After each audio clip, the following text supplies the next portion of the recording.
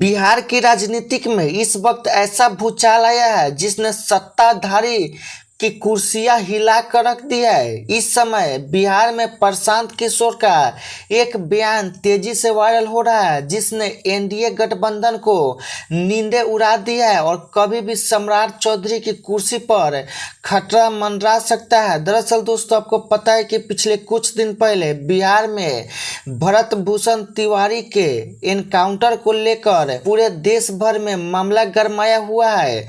विपक्ष सरकार की कानून व्यवस्था पर लगातार सवाल उठा रहा है। नेताओं का साफ कहना है कि इस मामले में अगर भरत भूषण तिवारी के परिवार और उनके समर्थकों को इंसाफ नहीं मिला तो बिहार की धरती पर एक बड़ा आंदोलन खड़ा होगा। गुस्सा इस कदर है कि नेता अब आर पार की लड़ाई के मूड में आ चुके हैं। वहीं विपक्ष खेमे में यह चर्चा तेज है कि अगर इस पूरे मामले की निष्पक्ष जांच कर न्याय नहीं दिया गया तो वे सरकार को चैन से बैठने नहीं देंगे और हाल में सम्राट चौधरी की कुर्सी से हटा कर रहेंगे। दरअसल दोस्तों, आपको पता होगा कि जिस तरह से भरत भूषण तिवारी का एनकाउंटर हुआ, जिस तरह से लोकतंत्र की हत्या हुई और पुलिस ने गलत कानूनों का इस्तेमाल करके भरत भूषण तिवारी का एनकाउंटर किया है, पूरे बिहार वासियों के दिल में अभी भी गुस्सा है। लेकिन इसी सब बात को लेकर प्रशांत किशोर ने इस मंच पर दिया है बड़ा बयान और इन सभी मामलों में प्रशांत किशोर भी कूद चुके हैं। उन्होंने उंगली उठाकर कहा कि डंके की चोट पर कहता हूं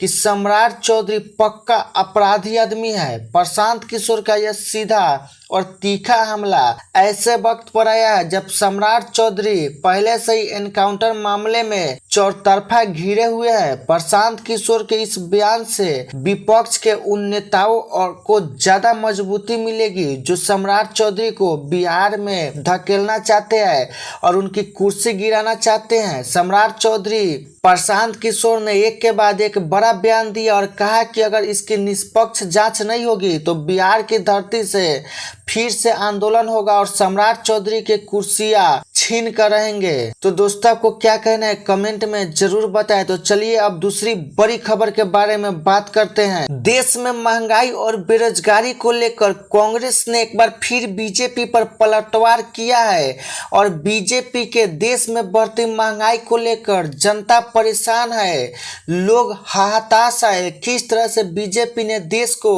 बर्बाद कर दिया है। कांग्रेस के आंकड़े के जरिए जनता को 2014 से पहले और आज के दौर का फर्क समझाया जा रहा है। कांग्रेस पार्टी ने अपने पोस्ट में एक ऐसा पोस्ट जारी किया है जिसने बीजेपी की रातों रात नींद उड़ा दी है। दरअसल दोस्तों, आपको पता है कि बीजेपी ने जिस तरह से जनता को गुमराह करके ये बताया है कि हमने देश में विकास किया है, जनता के हित के लिए काम किया है, देश में महंगाई नहीं है, लेकिन इन सभी बातों को लेकर कांग्रेस पार्टी के कई बड़े नेताओं ने बीजेपी पर सीधा हमला बोला है और कहा है कि देश की सबसे भ्रष्ट जुमलेबाजी पार्टी अगर कोई है तो वो है सिर्फ और सिर्फ बीजेपी जिस तरह से लोगों को गुमराह करके वोट बैंक बनाती है, इससे घटिया पार्टी आज तक नहीं हुआ है।